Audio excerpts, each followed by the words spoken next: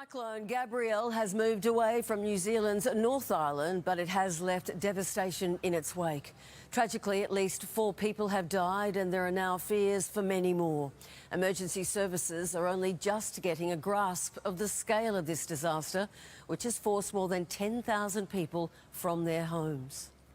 They've weathered the worst of the storm, but there's still no end to this disaster. We're not out of danger yet.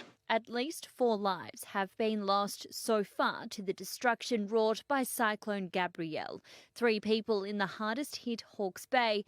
A child's body was found in just the last few hours, while a volunteer firefighter's body was located in the mud and splinters of a home smashed by a landslide on Auckland's west coast. That's just an absolute tragedy that's going to hurt a lot of people. All of our brigades are very much like families, so it's like losing a family member. More than 10,500 people have been displaced, most of them in Hawke's Bay. Already, close to 300 homes will have to be demolished, but the eventual number is expected to be much higher.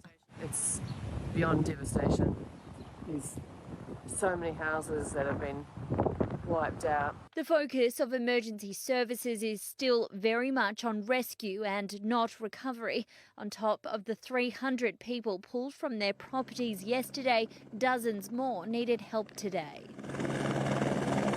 But they've been swamped, some residents forced to find their own way to higher ground. We've got kids stuck there, we've got elderly stuck up there. We're not getting much help and we're going on foot ourselves to try and rescue our people.